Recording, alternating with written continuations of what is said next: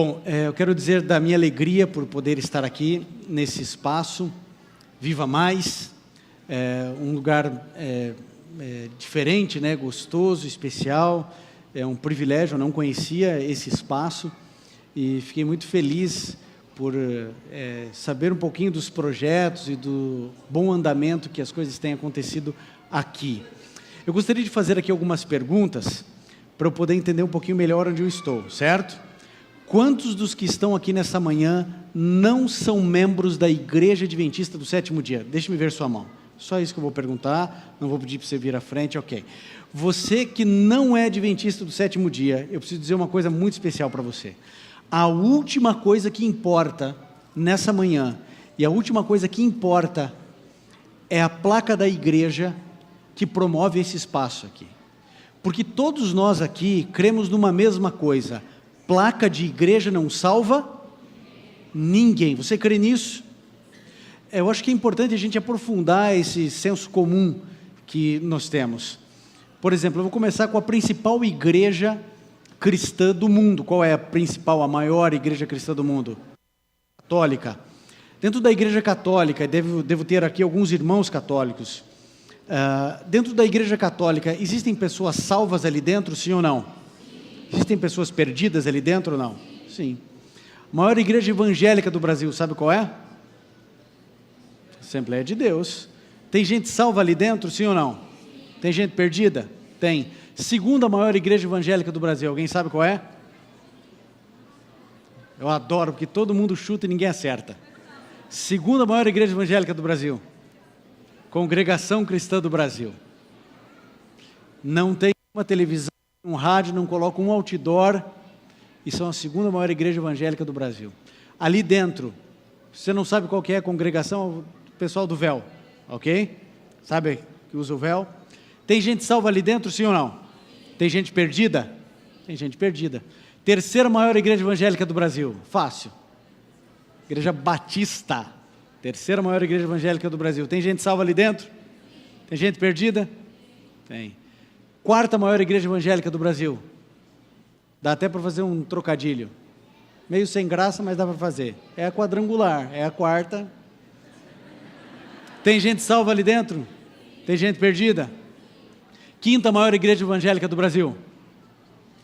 Essa é fácil, gente. Tem até uma pombinha universal. Tem gente salva ali dentro? Tem gente perdida? Dentro da sexta maior igreja do Brasil, sabe qual é? Adventista. Tem gente salva ali dentro ou não? Parece que é mais forte, né? Quando fala de... Tem gente perdida? Ah, sim, ó. Então, placa de igreja não salva ninguém. Quem salva? Jesus. Você crê nisso? Só Jesus salva? Estamos em acordo com isso? Vocês sabem que há algum tempo eu estava pesquisando na internet, um site lá em inglês, que falava que você ia acessar o site e você ia ser salvo. Eu falei, eu vou acessar. Aí acessei, e estava lá, é bem simples o site, tinha um banner gigante escrito assim: se você aceita Jesus como seu salvador pessoal, clique aqui. Eu cliquei. Quando eu cliquei, apareceu uma mensagem assim: parabéns, você está salvo. Eu não sabia que era tão fácil. Depois eu indico para você o site, para você dar uma clicadinha ali.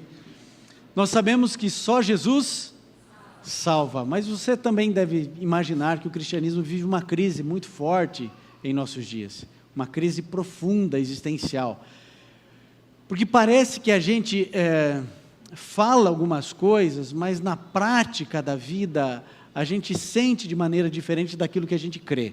Vou exemplificar. A impressão que me dá é que as pessoas substituíram Cristo como seu Salvador e colocaram no lugar de Cristo a sinceridade.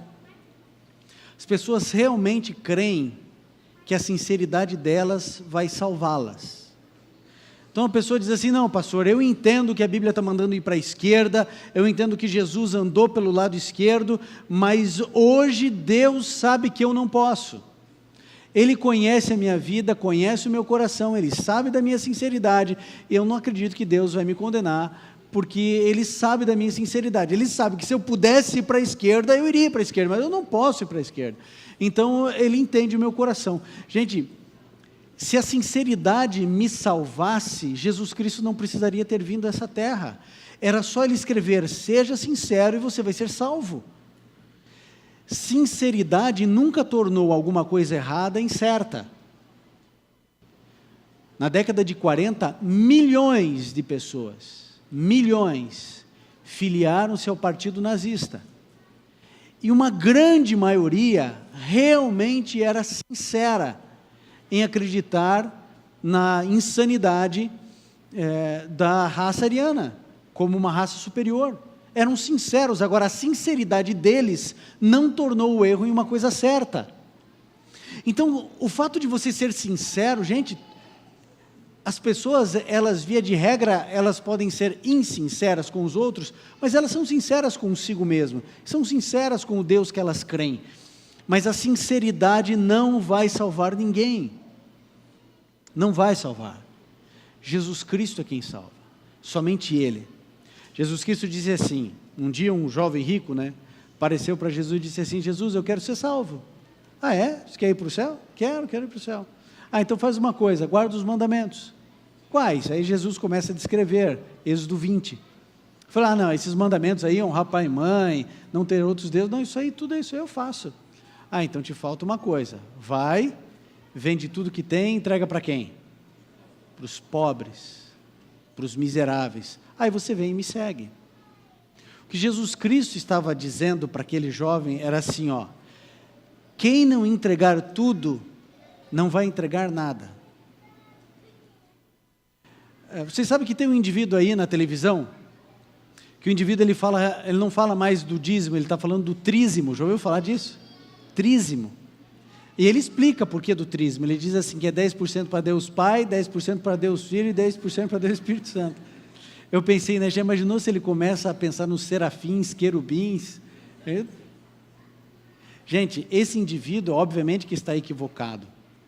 Jesus Cristo pediu quanto de você e de mim? Quantos por cento?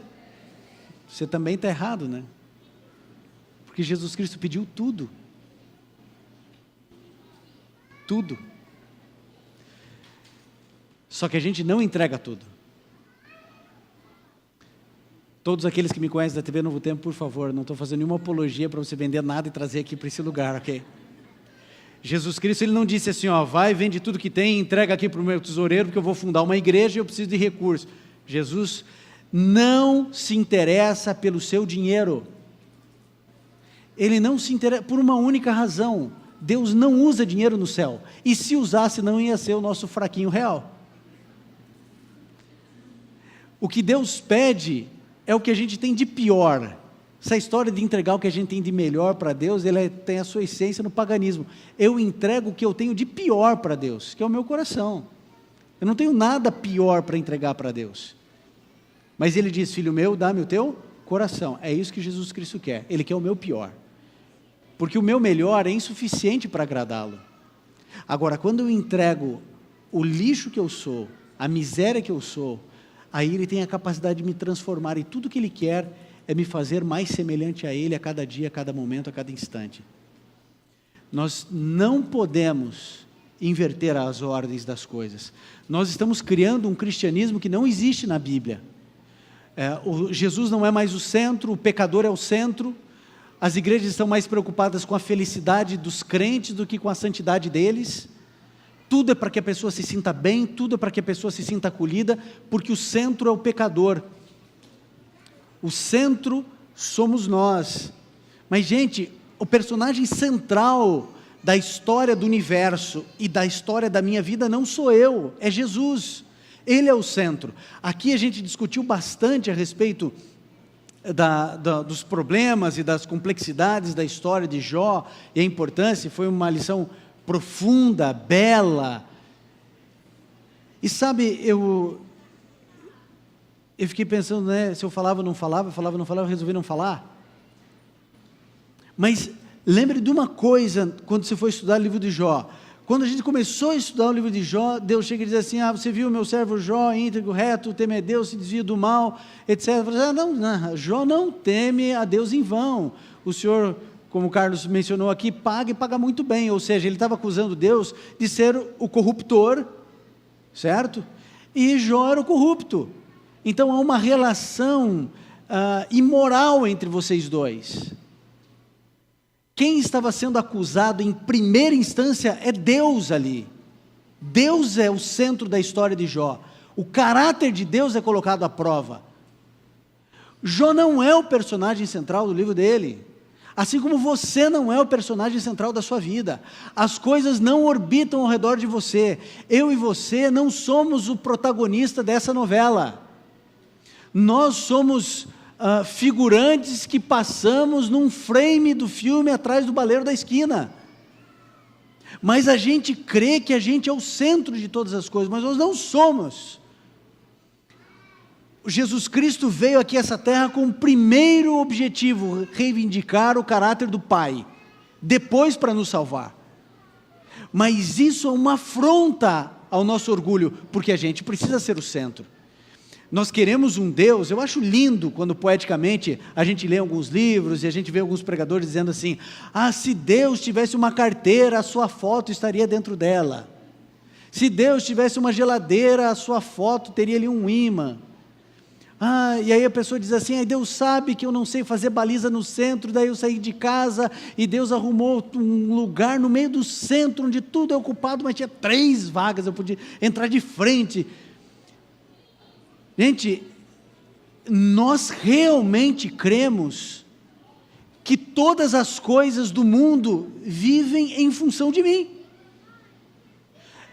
São as nossas insanidades e a nossa loucura das nossas orações. Quando o indivíduo está ali, ele quer passar em medicina, e aí ele fala assim: Senhor, por favor, me ajude a passar em medicina, e que se lasquem os outros 52 candidatos, porque eu sou o centro. As coisas precisam orbitar ao redor das minhas vontades e dos meus desejos. Eu vou dizer uma coisa aqui para você, que talvez você nunca mais ouça ninguém dizer, mas eu preciso dizer, e eu não quero que você fique magoado comigo. Você não imagina que eu saí lá da minha casa e vim aqui para magoar você, né? Mas entenda o que eu vou dizer para você. Dentro da visão do cristianismo, a minha vontade, ou as minhas vontades, os meus desejos, os meus sonhos, não têm a menor relevância para o cristianismo. A proposta do cristianismo não é apresentar um Deus que está dentro de uma lâmpada onde Ele cumpre os meus desejos. A proposta do cristianismo é o seguinte: você é lixo, você é miserável, você é pobre, você é cego, você é nu. A proposta do cristianismo é o seguinte: morra, que aí você tem uma chance. Porque do jeito que você está, você não vai para o céu. No céu não entra lixo, no céu não entra pecador, no céu não entra quem tem orgulho, quem é vaidoso, no céu não entra quem é maledicente, no céu não entra quem condena, quem julga, no céu não entra pessoas imorais. Não há espaço para o Ivan no céu. Se eu for lá agora e bater na porta, não vão abrir. Então Jesus Cristo olha e diz assim: Ivan, eu amo você, só que do jeito que você está, Ivan, você não vai para o céu. Então você precisa morrer para a sua vida, para os teus sonhos, para os teus desejos, para as tuas vontades, porque os teus sonhos, as tuas vontades, os teus desejos estão contaminados, porque você é um miserável de um pecador. Eu preciso que você morra e nasça por uma nova vida. A proposta do cristianismo é essa. É a religião mais radical de todas as grandes religiões do mundo, porque a proposta do cristianismo é assim: morra. Quem quiser ganhar a sua vida, perdê-la. Você primeiro perde, para depois ganhar. A gente quer jogar um jogo que Deus não joga. A gente quer ganhar o jogo do ganha-ganha. Eu quero ganhar todas as coisas aqui nesse mundo, e eu quero ganhar também a vida eterna. Você vai perder as duas coisas. Só existe um jeito de ganhar a vida eterna: se eu perder as coisas desse mundo. Mas a gente ama esse lugar, a gente ama a nossa casa, nós amamos nossos carros, nós amamos o êxtase que um bom livro pode nos trazer, e a gente se acostumou com o lixo. A gente ama esse lugar. E enquanto amarmos esse lugar, o céu não terá espaço dentro do nosso coração. Por isso Jesus Cristo disse para o jovem rico, vai e vende tudo que você tem. Agora vocês já imaginaram se hoje aqui eu fizesse esse apelo? Tiago, vende tudo. Seu sapato, sua camisa, o seu relógio, vende tudo. Entrega para os pobres, e aí você vai ser um seguidor de Jesus. Aí você vai entender o que é a oração do Pai Nosso, o pão nosso de cada dia nos dá hoje. Quantos viriam à frente? Quantos começariam a fazer sua lista de tudo que tem para vender para seguir Jesus? Então para de condenar o jovem rico. Coitado, se perdeu porque era muito rico, se apegou ao dinheiro. A gente é igual.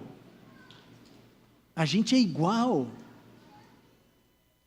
Bom, terminei a introdução. Abra sua Bíblia no livro de Marcos, no capítulo 2. Você não está assustado comigo não, né? Quem aqui recebe os videozinhos aí de 3 minutos, todas as manhãs? Ok, fico feliz que você tenha recebido, espero que você não pegue raiva de mim. Alguns mandam às 4 da manhã, fala assim, está aqui de novo esse homem, fazendo barulho no meu celular. Mas que bom. Marcos 2, quem achou diz amém? Quem não achou diz misericórdia. Só vou ficar mais meia hora aqui esperando você, depois vou para a leitura, tá? Não, brincadeira. Vamos para a leitura. Marcos 2, 13 a 17 diz assim: Jesus tornou a sair para o mar e toda a multidão ia ter com ele e ele os ensinava. E passando viu a Levi, filho de Alfeu, assentado na coloteria e disse-lhe, segue-me. Ele levantando-se o seguiu. Enquanto Jesus estava jantando na casa de Levi, muitos cobradores de impostos e pecadores estavam assentados à mesa com Jesus e seus discípulos, pois eram muitos os que o tinham seguido. Quando os escribas, que eram fariseus, viram-no comer com os cobradores de impostos e pecadores, disseram aos seus discípulos, por que come e bebe com os cobradores de impostos e pecadores? Porque ele come, né? Então Jesus, ouvindo isso, disse-lhes, os sãos não necessitam de médicos ou de médico, mas sim os doentes. Eu não vim chamar os justos, mas sim os pecadores. Bom, vamos fazer uma reflexão sobre o que está acontecendo aqui. Jesus está caminhando e ele encontra um homem chamado Levi. Levi era um cobrador de impostos, era um publicano, e a gente precisa lembrar quem eram os publicanos. Os publicanos eram traidores, publicanos eram odiados, os publicanos eles viviam isolados da sociedade por uma questão muito óbvia. Eles eram, além de traidores do povo judeu, eles também não eram cidadãos romanos, então eles viviam num citoplasma sem sabor, ou sabor como uma clara de ovo. Eles não eram, nem tinham os direitos de um cidadão romano e eram completamente odiados pelos judeus, porque além de eles se venderem para os romanos para cobrar impostos, eles também roubavam e cobravam a mais para colocar o dinheirinho no bolso. Na verdade, eles eram corruptos. Nós brasileiros temos dificuldades em entender o que é essa expressão corrupção, porque aqui não existe. Mas a corrupção é um indivíduo que se vale da função que exerce para ter benefícios que não deveria ter, né? E eles faziam isso. Então os publicanos eram pessoas ricas, só que eram pessoas odiadas. Então publicano andava com publicano, mulher de publicano andava com esposa ou outra mulher de publicano, filho de publicano crescia com filho de publicano, porque onde iam eles eram rechaçados, humilhados. E Jesus parece que tinha uma relação interessante com os publicanos, porque Jesus chama Levi, que era um publicano, para ser discípulo, depois chama Mateus, que era um publicano, para ser discípulo, e depois ele vai até jantar na casa de Zaqueu, que também era um publicano. Jesus parece que entendia a solidão de um ladrão. Deus entende o coração do José Dirceu, do Delúbio, do Cunha, do Lula, da Dilma e de todos eles, e Deus os ama, e nesse momento, eles estão sofrendo. o nosso senso de justiça é bem feito, é isso aí mesmo, etc. Agora, sabe o que Jesus está fazendo? Tentando salvá-los. Esses corruptos, bandidos, traidores, Jesus chamou para ser discípulos deles. E aí então ele chama Levi, um bandidão, corrupto, ladrão. E aí então ele vai para a casa de Levi. Levi era rico, por isso que tem muitos publicanos e muitos pecadores, porque a casa era grande. E por que estava todo mundo jantando? Porque tinha comida, porque era rico. Se o indivíduo fala lá, você vai ter que ir lá em casa, fala assim, e agora? E não tem comida para todo mundo, isso aqui não dá. Mas não era o caso de Levi. E aí então Jesus vai à casa de Levi. E os fariseus, que a gente também critica tanto, né? Os fariseus eles tinham um papel importantíssimo. Uma das funções dos fariseus era detectar se aquele indivíduo, seja ele quem fosse, se ele que afirmava ser o Messias, de fato era o Messias. Porque muitas pessoas na época de Jesus afirmavam ser o Messias. E os fariseus ficavam analisando. E aí eles fazem uma pergunta completamente relevante para a época. Mas espera aí, o mestre de vocês nunca leu Davi no Salmo 1? Não vos assenteis na roda dos escarnecedores. Como é que está? O que é isso? Que loucura é essa? Como é que o mestre de vocês, que diz ser o Messias, está aí cheio de pecador ao redor dele, está cheio de publicano? Como é que ele se senta com esse tipo de gente? Essas pessoas são traidoras da nação de Israel, a nação de Deus na terra. Essas pessoas aqui são traidores, são bandidos, não pode sentar. Aí Jesus dá a resposta: olha, eu não vim salvar aqui aqueles que se acham justos, eu não vim buscar aqueles que têm justiça própria, eu vim aqui buscar um miserável. Essa pergunta, ela foi relevante, a pergunta dos fariseus, para aquela época, não é mais relevante para a gente. A gente sabe por que Jesus Cristo estava com essa classe de pessoas. A pergunta que eu e você precisamos responder é outra, a partir desse texto. A pergunta que você precisa responder é: por que razão essa classe de pessoas queria estar perto de Jesus? Por que Jesus queria estar perto delas, eu entendo. Agora, por que razão essas pessoas queriam estar com Jesus? Eu não tenho respostas, mas eu tenho algumas ideias, e eu queria partilhar essas ideias. A primeira delas, por que essas pessoas queriam estar perto de Jesus, é porque Jesus não usava a sua autoridade para segregar ninguém. Jesus Cristo tinha toda a autoridade no céu e na terra. Ele dizia assim: vento, para de soprar, e o vento parava. Ele dizia assim: mar, se acalma, e o mar se acalmava. Ele dizia: o demônio, desapareça daí, e o demônio ia embora. Senhor, nós temos aqui alguns pãezinhos, peixinhos aqui, um lanchinho de um garotinho, não é nada para a multidão, me dá aqui, eu tenho autoridade, eu faço o que eu quiser. Não existem limites para mim. Ele tinha autoridade, mas ele não usava a autoridade dele para segregar ninguém, para diminuir ninguém. Eu fico pensando, por que razão os pecadores de hoje em dia, que nós, mais uma vez, na nossa insanidade espiritual, nós cremos que eles são inferiores a nós, por que eles não estão aqui nessa manhã?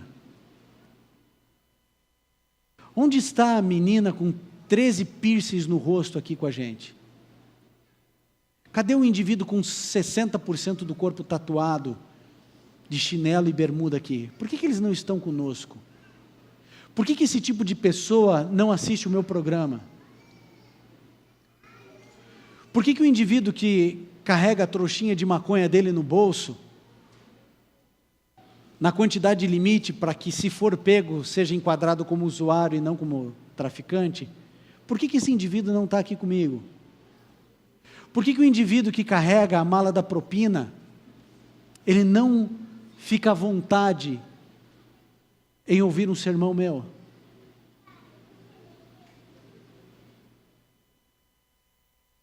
Gente, Jesus, ele tinha uma autoridade como ninguém mais tinha. Mas ninguém se sentia separado por causa disso. A natureza da função que eu exerço hoje me leva a pregar em todos os lugares que você imaginar. Desde o lugar onde eu tenho que pegar e o indivíduo que está me levando tem que acender a luz interna do carro, baixar os vidros, desligar o farol, pedir permissão para o chefão para eu poder entrar no local, para poder pregar, até em palácios de governadores, senadores, câmaras de deputados. Eu me lembro de maneira específica, em um palácio de governo de um determinado estado da nossa federação, onde eu fui falar para o governador e o quarteto foi cantar. Gente, tudo ali parece que é para te diminuir. Pé direito alto, assessores, seguranças, assessor de tudo quanto é tipo de coisa. Você entra na sala do governador, obras de arte caríssimas, salas anexas secretas, e se você deixar em 5 minutos o indivíduo te engole ali. Você se sente desse tamanho. Eu não sei se você já foi abordado por alguma autoridade no trânsito. Algumas vezes que eu fui abordado, eu me senti muito bem, muito à vontade. O indivíduo exerceu a sua autoridade para me tranquilizar, outras vezes para me amedrontar. Você conhece gente assim no trabalho? O indivíduo foi promovido, no outro dia ele já te olha assim. Subiu no tijolinho, já quer dar discurso. Jesus tinha autoridade para qualquer coisa, mas ele não usava a sua autoridade para segregar nenhuma pessoa. Ninguém se sentia menor, ninguém se sentia inferiorizado por Jesus. A autoridade que Jesus Cristo exercia aproximava as pessoas, trazia as pessoas para perto dele. Segunda ideia, ou segunda razão pela qual esses miseráveis, esses pecadores que a sociedade discriminava e segregava e deixava de lado, segunda razão pela qual eles queriam estar perto de Jesus é porque Cristo não usava os seus poderes para causar medo em ninguém. Jesus tinha poderes sobrenaturais, mas as pessoas não tinham medo dele por causa disso. Em abril de 2014, eu fiz uma viagem de 30 dias pela África. Uma cultura diferente, e eu estava em Angola, e passando de cidade em cidade, de estádio em estádio, de ginásio em ginásio. E aí, quando a gente chegou em Angola, quando eu digo a gente, não é plural de modéstia, é eu e o quarteto. Quando nós chegamos lá em Angola, o pessoal, um povo muito querido, muito amoroso, dócil, maravilhoso, mas eles falaram assim: pastor, o senhor tem que ir para Lubango, você tem que ir para Lubango. Eu falei: tá bom, está aqui no itinerário, tal dia eu vou estar em Lubango. Daqui a pouco aparecia outro: você tem que estar em Lubango, tem que ir para Lubango. Aí por que eu tenho que estar em Lubango? Que tanto falam de Lubango? Eu falei: não, porque Lubango é a capital da feitiçaria aqui no país. Aqui é o centro da feitiçaria, Lubango. Então o senhor tem que ir para Lubango. E lá é interessante, os apelos que a gente faz lá são diferentes dos apelos que a gente faz aqui. Um dos apelos que eu fazia mais comuns ali eram os maridos que queriam parar de bater na esposa, né? Queriam tomar essa decisão. Aí vinha 200, 300 homens, tudo assim. Estou falando de gente já batizada, cristã, ok? Só que quando eu soube que a capital da feitiçaria no país era Lubango, aqueles que me acompanham na TV Novo Tempo sabem que eu vou para cima, né? Aí eu fui para cima, fiz um sermão só sobre feitiçaria. Só sobre feitiçaria. Eu falei assim: eu vou fazer um sermão para os feiticeiros. Ginásio, 10 mil pessoas, lotado, abarrotado, gente para todo lado. E eu fiz um sermão só sobre feitiçaria. E aí então eu fiz o apelo para os feiticeiros que queriam abandonar a feitiçaria e seguir Jesus. E veio um monte de feiticeiro para frente. E o segundo apelo que eu fiz foi para que todos aqueles que ainda carregavam amuletos para se defender dos feitiços, que confiassem apenas em Cristo e que trouxessem os seus amuletos para a gente quebrar, destruir aquilo ali. E aí veio o ginásio quase inteiro. Porque tem esses amuletos no carro, no braço, no pescoço, porque eles têm medo. E terminou a programação, eu voltei para o hotel. No outro dia de manhã eu acordei e apareceu um angolano do hotel e falou assim: oi pastor, dormiu bem pastor? Falei, dormi bem. Aí daqui a pouco apareceu outro, falei assim, pastor, dormiu bem, pastor? Eu dormi bem. Quando o 15º veio perguntar se eu tinha dormido bem, eu fui conversar com a cozinheira, que era minha amiga, porque em alguns lugares você tem que ter amigos específicos, assim, estratégicos. Eu falei assim, me diga aí, por que está todo mundo perguntando se eu dormi bem? Ela falou assim, e aí, pastor, dormiu bem? Eu falei assim, eu dormi como um passarinho. Não que eu saiba o que signifique essa expressão, né, dormir como um passarinho, mas a gente fala, né, dormir como um passarinho. Dormi como um passarinho. Eu falei assim, porque pastor, ninguém dormiu. Eu falei, por que ninguém dormiu? Eu falei assim, pastor, ninguém vem aqui, fala o que o senhor diz, sem que os espíritos venham atormentar a noite. Gente, as pessoas ali, elas têm medo. Eu entendi algumas coisas ali, nesses 30 dias, que talvez lance luz alguma coisa aí para você. Se nesse exato momento, enquanto eu estou pregando aqui, alguém ficar possesso e grudar no teto, a sua mente ocidental e a minha mente ocidental, alguns vão gritar de medo, outros vão sair correndo, outros vão ajoelhar, outros vão desmaiar de terror, vai ser um caos. Mas o que vai acontecer? Vai chegar uma hora em que você vai pegar e vai fazer assim, você vai se apegar a Deus, porque a sua mente ocidental é assim, tem uma coisa sobrenatural do mal, logo por eliminação ou por consequência também existe Deus, eu vou me apegar a Deus, e a nossa mente funciona assim. A mente deles lá não funciona assim. A estrutura da mente deles é assim, se existe um poder superior, eu me submeto. Então eles têm medo. Um pastor amigo meu, que é missionário já há mais de 2 décadas na África, ele estava em Burkina Faso, um dos lugares talvez mais animistas do mundo, e ele tinha um problema, porque havia uma grande árvore do lado da casa dele, caía muitas folhas na calha, e ele sempre tinha que estar limpando aquela calha. Chegou um dia que ele falou assim, quer saber, eu vou cortar essa árvore, não aguento mais. E ele pensou assim, bom, eu vou falar para um irmão de igreja para vir cortar, porque já que eu vou ter que pagar para alguém cortar, que pague para um irmão de igreja, são bem pobrinhos ali, vai ajudar, né, alguém.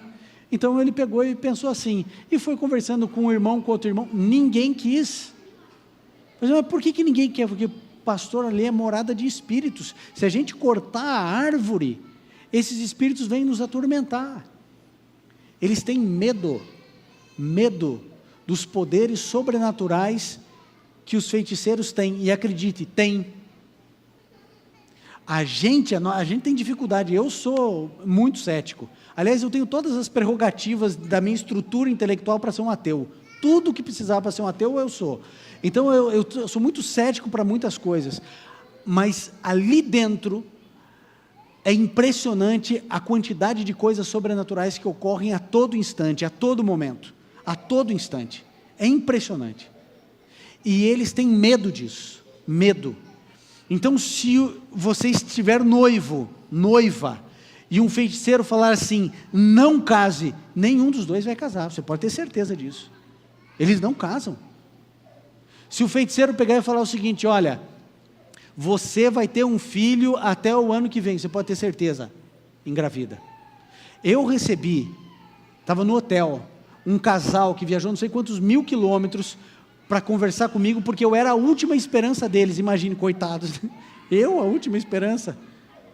A esperança deles era o seguinte, a menina queria engravidar, o marido queria que ela engravidasse, a sociedade cultural deles ali é a seguinte, se a mulher não engravida, ela é amaldiçoada por Deus, se ela é amaldiçoada por Deus, a família dela e a família dele pressionam para que eles se separem, e para que ele vá contrair núpcias com outra mulher que não seja amaldiçoada, mas eles se amavam, eles queriam ter ali um bebê, era a última chance que eles estavam dando para o cristianismo, era a minha oração, porque depois disso, eles iam para a feiticeira, e eles iriam ali orar, e você pode ter certeza, que engravida, eram cristãos, as pessoas ali têm medo do sobrenatural, Jesus vivia agindo e fazendo coisas sobrenaturais, mas ninguém tinha medo, nem as crianças, ninguém tinha medo de Jesus, Jesus não usava os seus poderes para amedrontar ninguém, então perceba, Jesus não usava a sua autoridade para segregar ninguém, Jesus não usava os seus poderes para amedrontar ninguém, e Ele não usava a sua pureza para humilhar ninguém. Eu não sei se você já sentiu isso em algum lugar. A pessoa parece que ela é tão santa, tão santa, tão santa, que você se sente mal de estar perto dela. Já sentiu assim? É porque essa pessoa aí não é santa, viu? Se a santidade dela diminui você, é porque é uma falsa santidade. A santidade da pessoa que bebeu da fonte da santidade, ela faz com que você se sinta melhor e com forças para vencer, e não te diminui. Jesus era puro. A gente não vai ler agora por uma questão de tempo, mas Marcos 1, Jesus cura um leproso, e os fariseus ficavam malucos, porque assim, se eu sou um leproso, e eu sento aqui, e levanto, aí o pastor Carlos vem e senta aqui, o que acontece com ele? Impuro.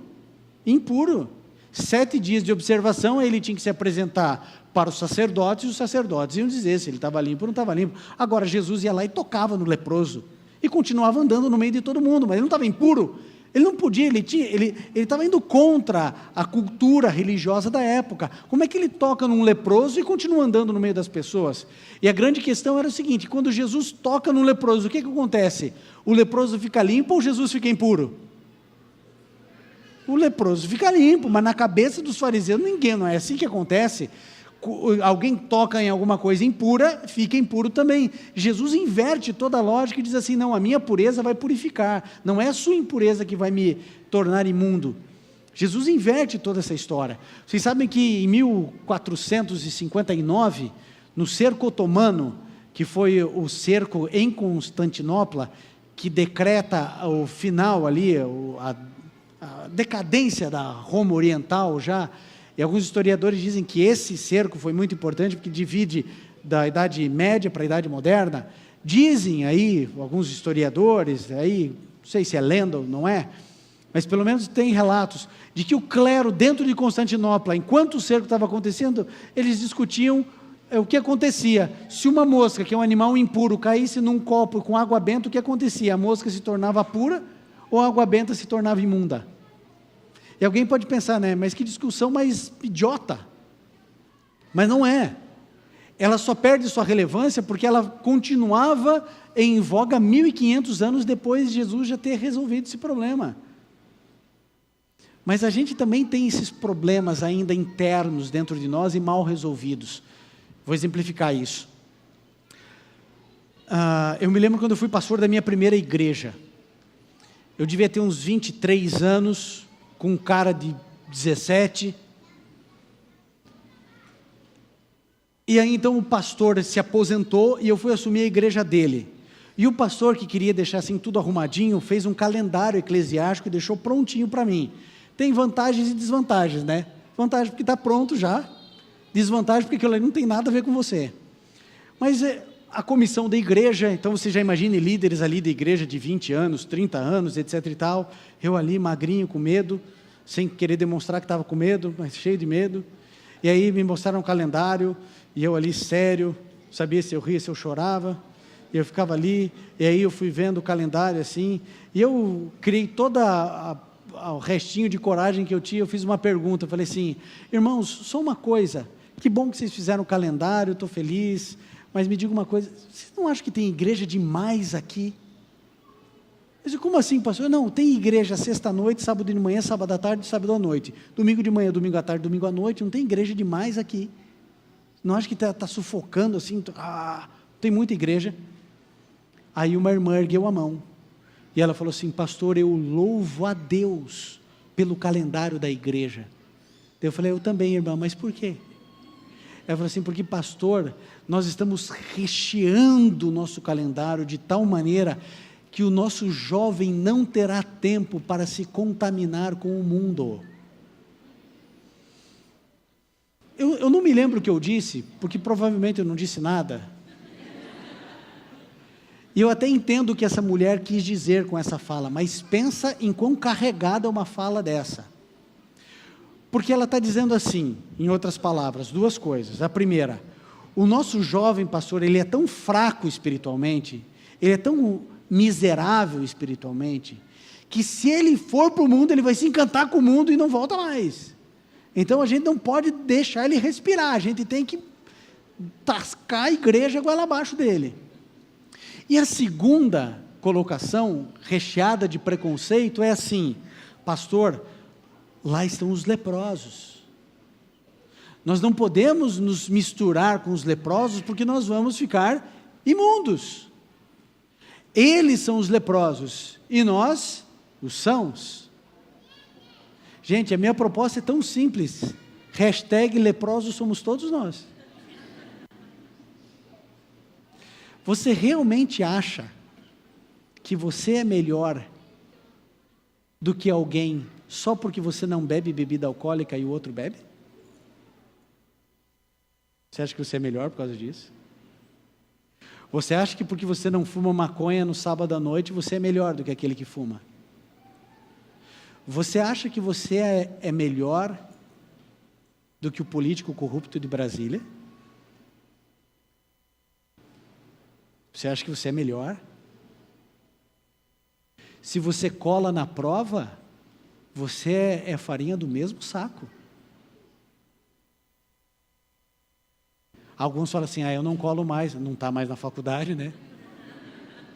Não está mais no ensino médio. Você colou na prova?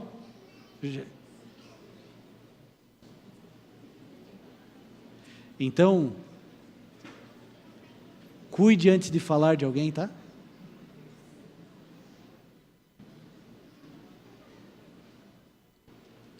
Depois alguém vai falar assim: pastor Ivan Saraiva defende corruptos em púlpito de igreja. Sabe por que eu defendo? Porque leprosos somos todos nós. A Bíblia diz que não há um justo sequer. E você pode ter certeza, eu defendo o corrupto mesmo. Não defendo a corrupção. Mas eu preciso olhar além daquilo que ele faz de errado. Sabe por quê? Porque talvez ele tenha esse pecado. O meu pecado talvez não seja esse. Mas por que você me condena simplesmente porque o meu pecado é diferente do seu? E eu vou apertar mais você ainda, porque eu sei que tem um monte de gente discordando de mim. E é isso aí mesmo, seja feliz. Eu vou apertar você um pouco mais. Eu me lembro quando a minha esposa ficou grávida do meu primeiro filho. Meu filho devia ter quase 2 anos. E a minha esposa pegou e disse assim: você vai sozinho com o Gabriel no parquinho lá na pracinha de areia, que não sei o que. Eu falei: não vou. Ela falou assim: por que não vai? Eu falei: porque eu não tenho estrutura para isso. Eu falei assim: como não? Você é pai, não interessa. Eu cuidava na época numa igreja de 1.200 membros. Eu falava assim: me dá mais 5 igrejas dessa e não me dá um filho. Eu falei assim: eu não tenho estrutura para ir sozinho com meu filho no parquinho. Eu falei assim: por quê? Porque se uma criança da idade dele pegar e tacar areia na cara dele, eu pego essa criança e taco no rio. Eu falei assim: você me dá uns 2 anos de terapia primeiro, me deixa, não tem estrutura. Mas aí veio um monte de gente me convencendo que eu seria capaz, que daria certo e tal. E aí eu criei coragem e fui com meu filho, sozinho, para um parquinho. Eu suava. Eu ficava ali cuidando, né? Cada espirro, cada coisa, e aquele negócio todo, eu tenso, nervoso. E tudo certo, nenhuma criança precisou nadar. Tudo tranquilo. No finalzinho, uma mãe abre uma bolsa de bebê, que é gigante, né? Abre aquela bolsa, e tinha um filho da idade do meu, e ela pegou uma mamadeira, gente, de Coca-Cola. Tudo bem, às vezes é preconceito, podia ser Pepsi, né? A gente já condena, né, o negócio. Mas ela deu aquilo para o menininho bebê, e o menininho assim, o olhinho dele ia crescendo assim, que é cafeína na veia, e o menininho ia quase levitando, né, de energia. Agora, é um absurdo, né, ou não é um absurdo? Só eu achei absurdo ou não é um absurdo? É um absurdo ou não é um absurdo? É um absurdo. Engraçado, né? Por que é um absurdo uma mãe dar Coca-Cola para o filho de 2 anos e não é um absurdo você dar para o teu filho de 16? Leprosos somos todos nós. Eu vou além. Porque você sabe que eu vou apertando, né? Apertando. Vocês se lembram que Jesus Cristo, ele disse assim: olha, se você olhar de maneira impura para uma mulher, você já pecou, já adulterou, certo? Eu vou fazer uma pergunta para você: existe alguém aqui dentro desse templo, dessa comunidade, que não seja adúltero? Tem alguém aqui que não é adúltero? Então para de condenar o outro, só porque o teu pecado é diferente do rapaz ou da menina. Jesus Cristo disse: se você odiar no seu coração, você já matou. Tem alguém aqui que não é assassino?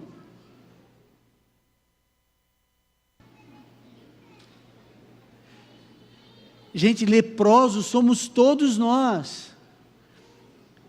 A menina com os 13 piercings não entra aqui, porque quando ela entra, a gente olha para ela e pensa assim: graças a Deus que minha filha só furou 2 buracos na orelha. Agora vamos imaginar uma situação: entra um rapaz aqui, chinelão, bermudona, camiseta regata, sabe o que vai acontecer? Vai ser amado. É a primeira vez. Vão abraçar, que legal. Aí ele vem no outro programa, ele continua de chinelo, bermuda, o pessoal, não, ele vai chegar lá, porque ele tem que chegar onde eu estou, porque eu sou o padrão, porque eu realmente acredito que a minha gravata me torna mais santo do que o chinelo dele, eu creio nisso. E aí a gente vai, aí é o seguinte, ele continua frequentando, em algum momento alguém vai encostar do lado desse rapaz, e vai falar assim: ó, amigão, a gente está feliz que você está aqui, você é um cara 10, mas isso não é lugar. Aí vai usar aquela ilustração: olha, na praia, a gente tem roupa específica para ir na praia, aí quando a gente vai num governador, a gente tem uma roupa específica para ir. Quando a gente vai então quando a gente vem aqui, a gente tem uma roupa específica porque são as nossas convenções, e elas são tão sacrossantas para nós, que a gente aceita o indivíduo de chinelo, de bermuda por um tempo. Agora, se ele se batizar, no outro dia a gente já espera que ele esteja melhorzinho. E eu fico pensando, o que será que Deus pensa de tudo isso? Leprosos somos todos nós. Gente, eu me identifico tanto com Paulo, quando Paulo diz assim: olha, eu sou o maior dos pecadores, porque eu falo assim: meu Pai, tem tanta coisa ruim dentro de mim, tem tanta coisa que não presta aqui dentro, como é que eu vou olhar para o outro e vou condenar? Como é que eu vou olhar para o outro e eu vou me achar mais puro do que o indivíduo? Eu posso não beber, mas eu tenho tanta coisa errada, tanta coisa que eu preciso mudar, tantas lutas que eu tenho, algumas eu penso que venci, daqui a pouco eu descobri que eu não venci coisa nenhuma. A gente é assim. Querido, você me vê na televisão, nos videozinhos, etc. Você acha que todo dia eu tenho vontade de ler a Bíblia? Acha? Você acha isso? Você acha que esses dias alguém pegou e falou assim: ah, pastor, porque o senhor é tão calmo, o senhor assim tem uma voz assim. Eu não sei onde é que eu estava, e uma senhora chegou e falou assim: ah, pastor, falou assim, eu gosto tanto de assistir o senhor na Novo Tempo, tanto, o senhor soubesse que o senhor é minha companhia. Eu ligo a televisão, eu já sei que é o seu horário, eu já ligo ali a televisão, eu fico olhando, pastor, é tão bom, olha, em 5 minutos eu já estou dormindo. Falei: é mesmo, irmã? Que bom. Que o senhor tem uma voz assim tão calma. Gente, tem dias que eu vou pregar ao vivo no Novo Tempo, e eu estou com tanto problema, que eu não estou com o espírito de pregar. Eu sou exatamente como você. Exatamente. Tenho meus problemas, minhas tentações, minhas angústias, meus medos, meus complexos, meus traumas, minhas vergonhas. A gente tem que aprender com Jesus. Por que essas pessoas amavam tanto Jesus? Por que elas não se convertem hoje ao cristianismo? Sabe por quê? Porque quando elas me vêm pregar, elas veem um pastor, elas não conseguem ver Jesus refletido em mim. Por isso é tão difícil a gente alcançar o mundo. Porque elas não estão negando Jesus, elas estão nos negando. E com toda razão. Porque a gente formaliza as coisas, e a gente diz assim, olha, o dia em que você pensar como eu penso, aí você vai ser uma pessoa boa, uma pessoa convertida, uma pessoa de Jesus, quando você crer no que eu creio. A gente já aqui não definiu que existem pessoas salvas em todos os lugares? O que você quer? Uma igreja cheia ou um céu cheio? O céu cheio. Não importa a denominação da pessoa, o que importa é que ela estude a Bíblia, busque a Deus e que Deus conduza a vida dela. Ou existe alguém que segue tudo que está escrito na Bíblia? Me mostre, me apresente essa pessoa, que eu quero ser discípulo dela. Ah, porque eu tenho a verdade. Que história é essa? Quem falou isso para você? Quem tem a verdade? O que é a verdade? Somos todos doentes, todos doentes.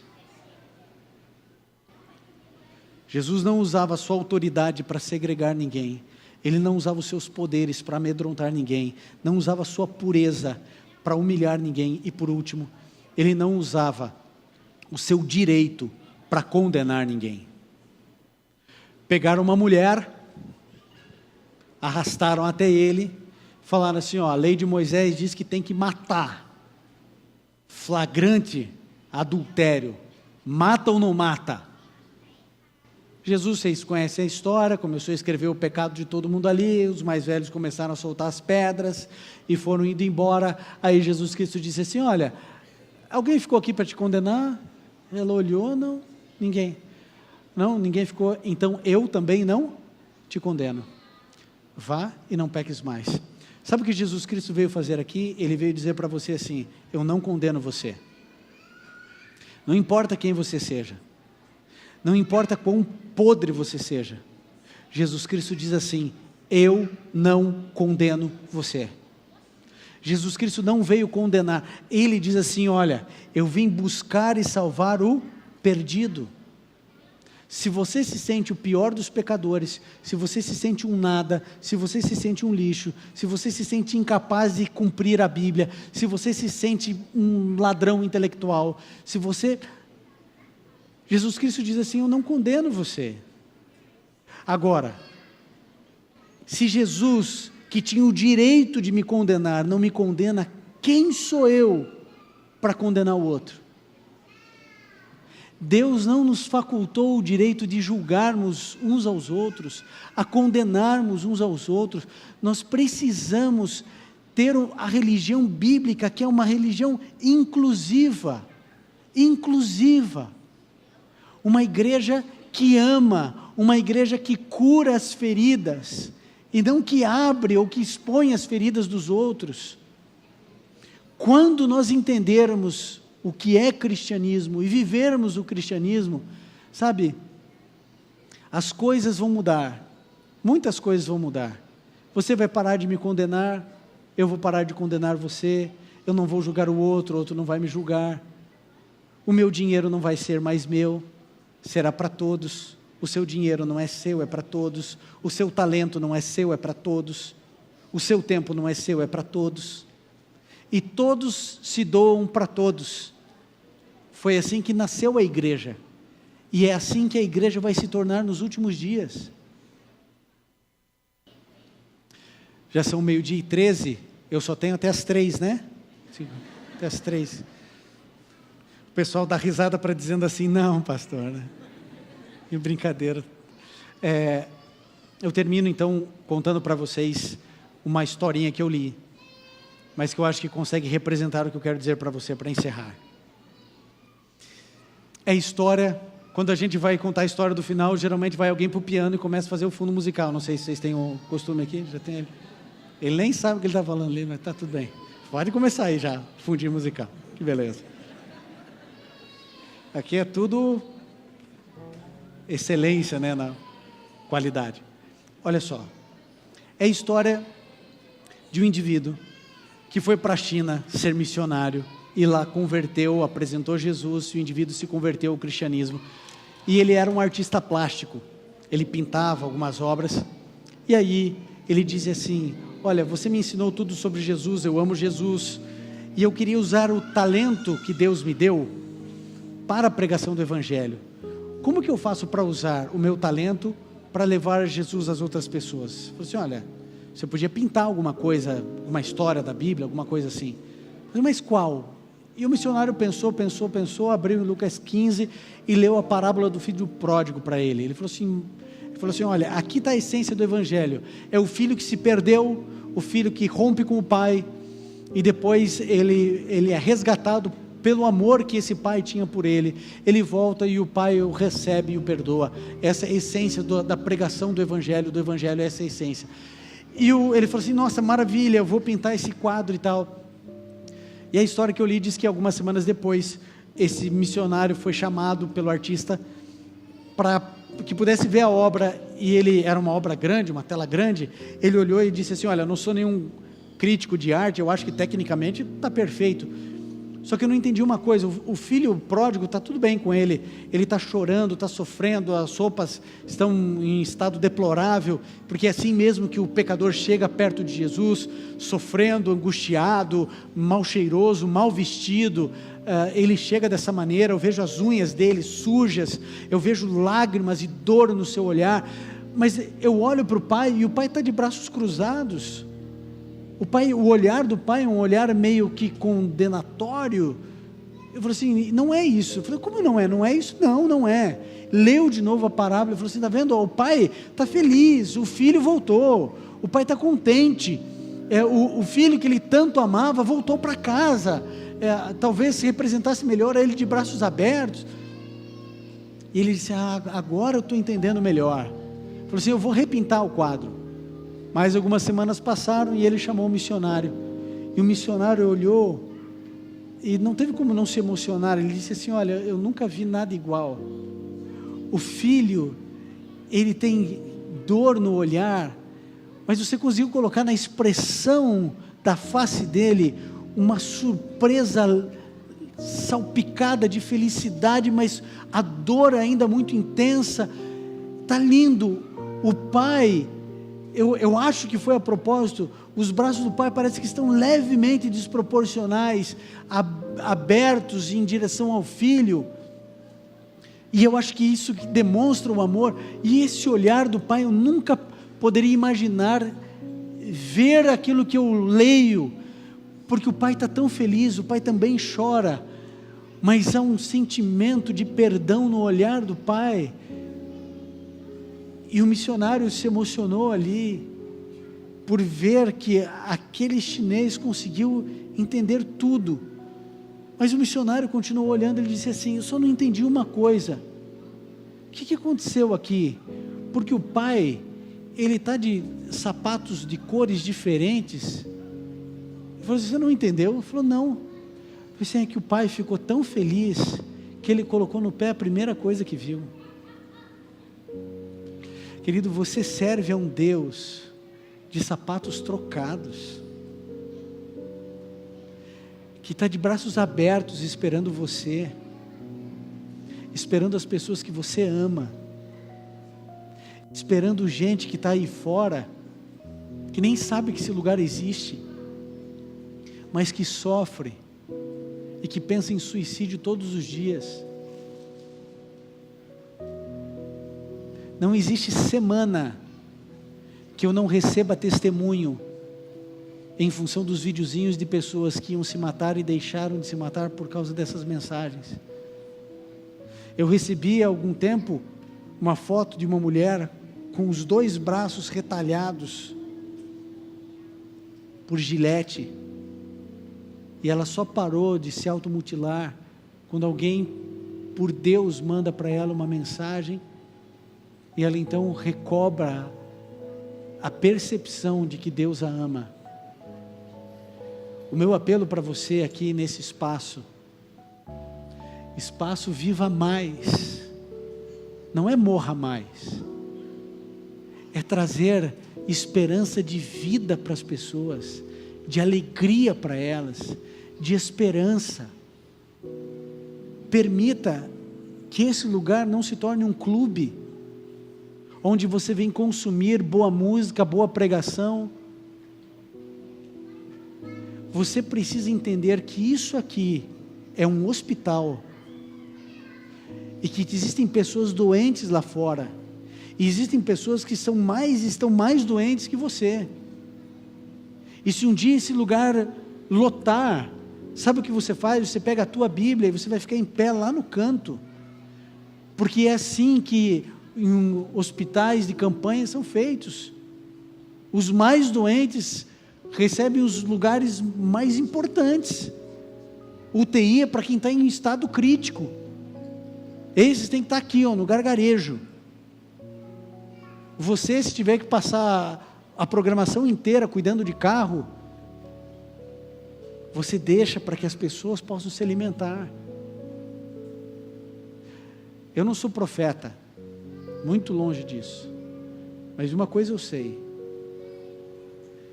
mais um ano e meio, esse lugar vai estar pequeno, muito pequeno, muito pequeno, muito pequeno. E sabe qual é o meu sonho? Que é o sonho de Deus? É que esse lugar esteja pequeno para pessoas que realmente precisam. Para gente miserável, para o menino que tem 60% do corpo cheio de tatuagem, para a menina cheia de piercing, para o menino que fumou maconha antes de vir para cá, para o outro que não consegue largar a bebida, que tenta, promete e não consegue. Esse lugar é deles. Eles precisam ver em vocês aqui esse Jesus, esse Deus de sapatos trocados, mas que tudo que quer, que tudo que sonha é receber os seus filhos. Eu vou terminar essa mensagem, mas a minha natureza não me permite ir embora sem fazer um apelo. Eu não combinei nada com o pastor Carlos, mas eu não posso ir embora daqui porque eu não sei quando é que eu volto aqui. Mas eu tenho que fazer um apelo aqui. Será que existe alguém aqui nessa manhã que precisa tomar uma decisão e fazer de Jesus o primeiro, o último e o melhor em sua vida? Sabe como é que biblicamente a gente faz de Jesus o primeiro, o último e o melhor? É quando a gente obedece. Preste atenção no que eu vou dizer para você. O que te define não é o que você fala, não é o que você crê, não é o que você pensa. O que te define é aquilo que você faz. O que adianta o indivíduo dizer que ama a esposa e bate na esposa? Ama a esposa? Coisa nenhuma. Ele pode crer, ele pode sentir, ele pode ser sincero, ele pode ser o que... O que me define é aquilo que eu faço e não aquilo que eu falo. Não é aquilo que eu creio que me define. Os demônios creem na existência de Deus. Não é o que eu creio, não é o que eu falo, não é o que eu penso, é o que eu faço. Jesus Cristo disse assim: se me amardes, você vai guardar os meus mandamentos. Amor não é sentimento, amor é obediência. O meu filho demonstra que me respeita, que me ama quando ele obedece aquilo que eu digo. Filho, vai escovar os dentes. Ele fala assim: eu vou porque o meu pai me mandou escovar os dentes. E todas as vezes que o meu filho sofre e ele não concorda com alguma coisa, eu abaixo, eu olho dentro dos olhos dele e ele já sabe as respostas na ponta da língua. Eu digo assim: filho, olha para mim. Eu digo para ele quem eu sou. Ele diz: você é o meu pai. Eu falo: e o que eu sinto por você? Ele diz: você me ama. Eu falei assim: então porque eu te amo, faça o que eu estou dizendo, porque é para o teu bem. Quando Jesus Cristo dá ordens, Ele faz isso porque Ele é teu Pai, porque Ele te ama e porque Ele quer o teu bem. E sabe o que Jesus Cristo disse? Jesus Cristo disse em Marcos 16:16, aquele que crer e for batizado será salvo. Aquele que crer e for batizado será salvo. E a única coisa que importa nessa vida é se você vai se perder ou se salvar. Numa madrugada, um homem se aproximou de Jesus e começou a encher Jesus de elogio. Jesus olhou dentro dos olhos de Nicodemos e disse assim: Nicodemos, meu filho, você pode ser mestre em Israel, mestre dos mestres. Se você não nascer da água e do Espírito, você não pode ver o reino de Deus. Não vai, Nicodemos. Você pode ser quem você quiser, você pode ter a quantidade de dinheiro que você quiser. Se você não nascer da água e do Espírito, não pode ver o reino de Deus. Por isso eu não tenho outro apelo a fazer a você, a não ser o mesmo que Jesus Cristo fez quando esteve aqui nessa terra. Existe alguém aqui que quer fazer de Jesus o primeiro, o último e o melhor, e quer fazer da forma como Jesus define, e quer se preparar para um dia ser batizado.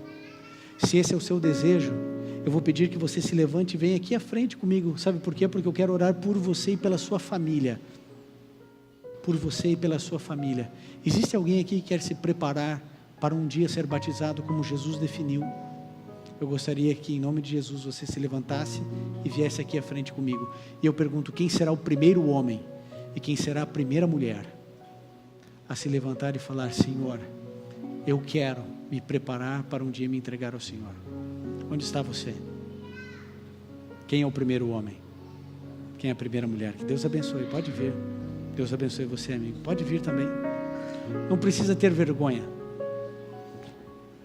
Somos todos leprosos.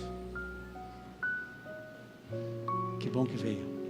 Deus abençoe. Que bom que veio, amigo. Deus abençoe. Que bom que veio. Deus abençoe. Prazer. Imagina. Nos vídeos. Que bom, prazer. Deus abençoe, viu? Deus abençoe. Quem mais precisa tomar essa decisão? Você convidou um amigo seu, uma amiga sua, dê a mão a ele, dê a mão a ela e diga: eu vou com você. Deus abençoe, amigo. Quem mais precisa vir?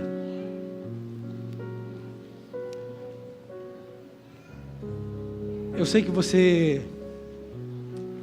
quando se arrumava para vir para cá, nem imaginou que tomaria uma decisão como essa.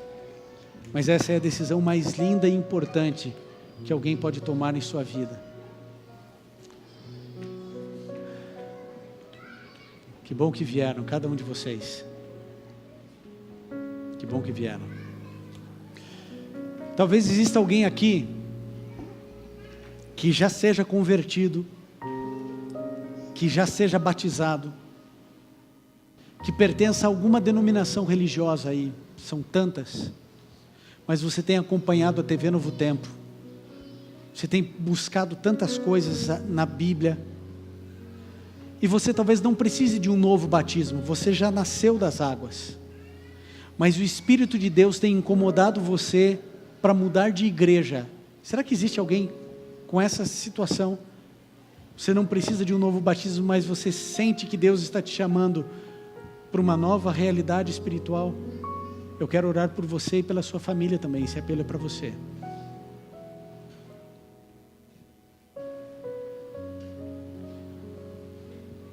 Quem mais precisa tomar essa decisão? Parabéns. Parabéns. A palavra do Senhor diz: se hoje ouvirdes a minha voz, não endureçais o vosso coração. Essa é a sua hora, amigo, essa é a sua hora. Eu não sei quando eu volto aqui, talvez nunca volte. Há lugares que eu venho e que eu nunca mais volto. Você terá outras oportunidades, mas essa talvez seja a minha única oportunidade de falar o seu coração, para você tomar essa decisão tão importante. Quem mais precisa se decidir? Que Deus abençoe. Nós vamos ouvir um hino agora.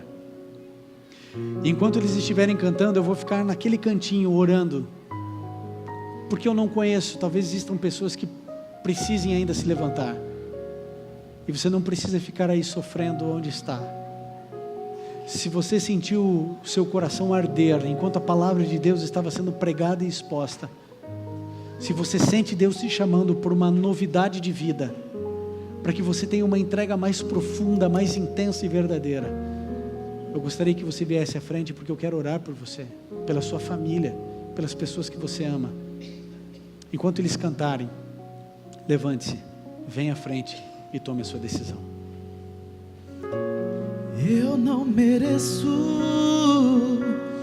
tanto amor, eu não sou digno do seu perdão. A dor que passou meu Rei e meu Senhor, sempre o adorarei com amor. Eu não mereço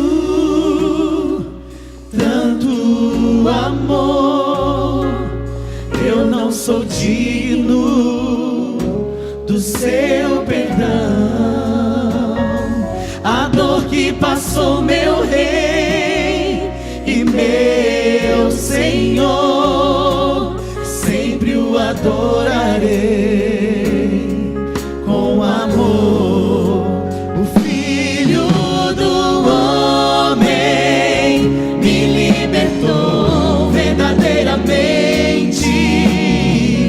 Verdadeiramente posso erguer minhas mãos ao céu, levantar a minha voz e adorar, levantar a minha voz e exaltar, levantar a minha voz só pra dizer: livre eu sou.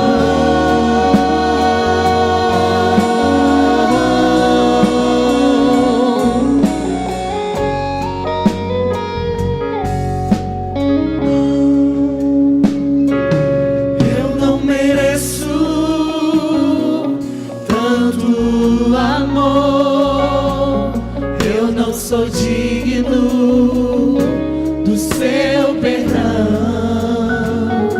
A dor que passou meu Rei e meu Senhor, sempre o adorarei com amor.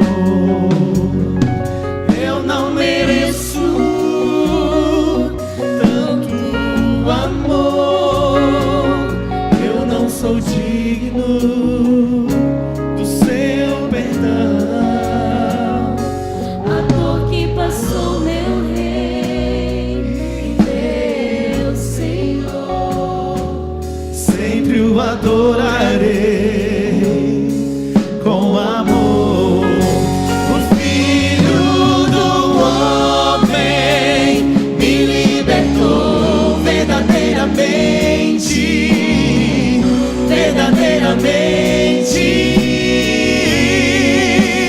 Posso erguer minhas mãos ao céu, levantar a minha voz e adorar, levantar a minha voz e exaltar, levantar a minha voz só pra dizer: livre eu sou. Pra te adorar, pra te adorar, pra te adorar, pra te adorar, eu sou livre, sou livre. Pra te adorar, pra te adorar, pra te adorar, pra te adorar, eu sou livre, sou livre.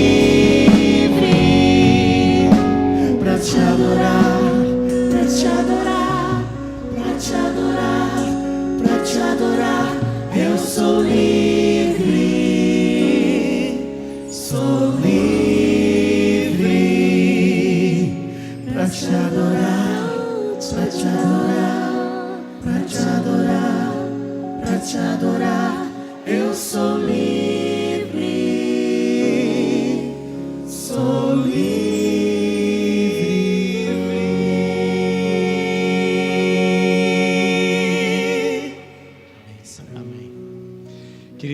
pedir licença a vocês, para ficar de costas, conversar um pouquinho com vocês que vieram aqui à frente. Você não sabe disso, mas um dia eu tinha 16 anos e alguém fez um apelo. Eu estava sozinho numa igreja e eu vim à frente chorando. Eu era um menininho de 40 quilos, ninguém sabia quem eu era, ninguém perguntou meu nome, ninguém me viu ali, ninguém. Mas a impressão que eu tenho é que lá do céu, Deus olhou assim e falou assim: aquele menininho ali, ó. E quando no dia 29 de novembro de 1992, eu me batizei, Deus não estava pensando só em mim, porque eu não sou o centro. Ele estava pensando em você nessa manhã aqui. Quando Deus nos chama para o seu reino, Ele nos chama para que através de nós outras pessoas possam ser alcançadas. Eu fico imaginando Deus pensando e olhando para cada um de vocês aqui, pensando: olha, eu vou usar essa minha filha aqui para alcançar aquela e aquela, essa aqui vai alcançar a outra e a outra e a outra e a outra. Deus chama você para o arrependimento e para o novo nascimento, porque Ele está pensando na sua salvação e na salvação de outras pessoas. Algumas delas você conhece, outras você nunca viu na vida.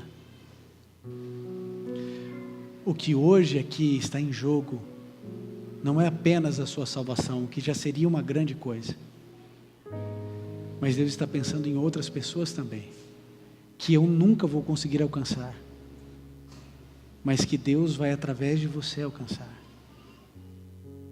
E talvez você pense assim: não, pastor, mas Deus não tem como me usar, porque eu não tenho talento nenhum, eu não sei como fazer, eu não entendo nada.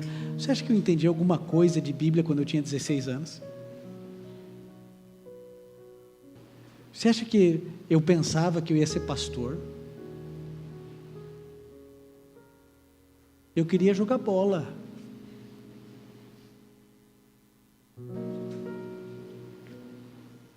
Mas Deus, Ele vai trabalhando na vida da gente. Eu tenho certeza absoluta que a corrente do bem não encerra-se com você. Deus vai usar você para alcançar outras pessoas. Todos vocês aqui têm família.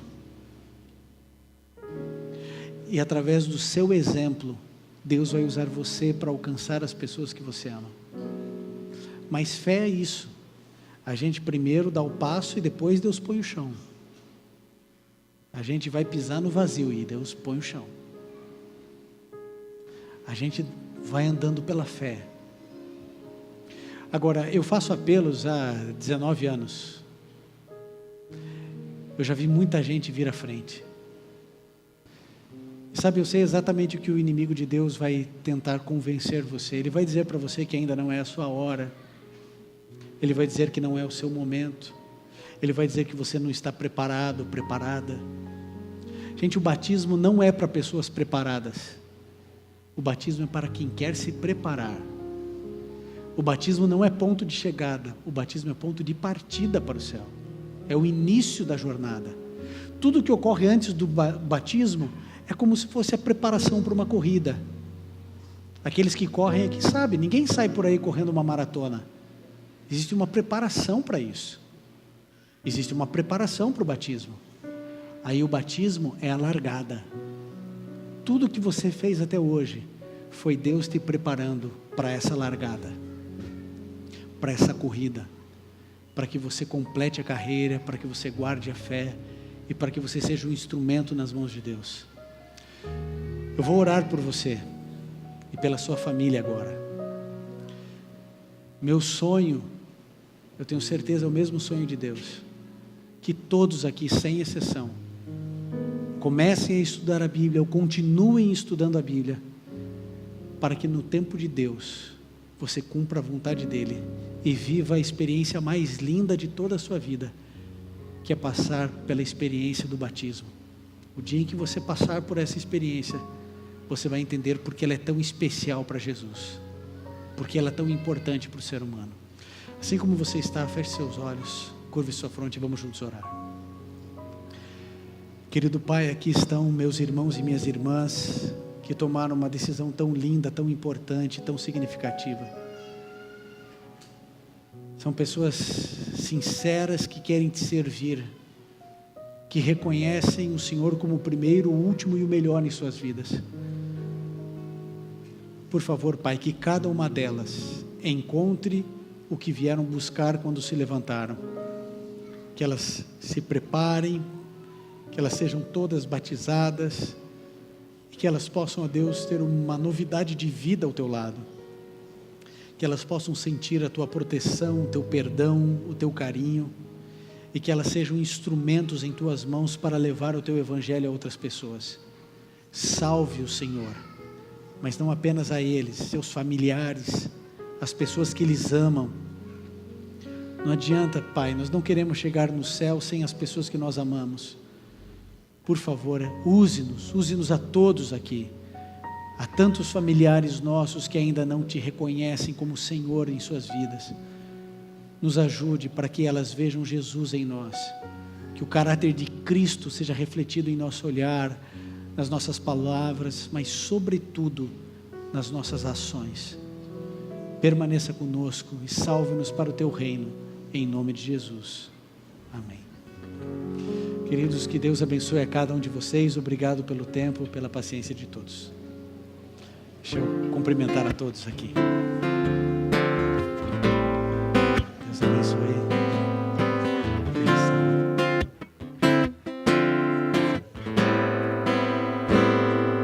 Meu Pai, o mundo insiste em me comprar, mas eu não quero o que vem de lá. Eu quero agora a glória de Deus. Eu cansei, já não quero mais viver pra mim. De uma vez por todas vou me esvaziar, vou mandar embora o que não é seu. Me perdoa todas as vezes que eu te entristeci. Não pensei em Cristo, eu só pensei em mim. Me ajude a melhorar, me ajude a melhorar. Sozinho não consigo mais, eu sei. Eu sou humano, eu só sei errar. Me ajude a melhorar, me ajude a melhorar. Sozinho não consigo mais, eu sei. Eu sou humano, eu só sei errar. Me ajude a melhorar. Meu Pai, o mundo insiste em me comprar, mas eu não quero o que vem de lá. Eu quero agora a glória de Deus. Eu cansei, já não quero mais viver pra mim. De uma vez por todas vou me esvaziar, vou mandar embora o que não é seu. Me perdoa todas as vezes que eu te entristeci. Não pensei em Cristo, eu só pensei em mim. Me ajude a melhorar, me ajude a melhorar. Sozinho não consigo mais, eu sei. Eu sou humano, eu só sei errar. Me ajude a melhorar.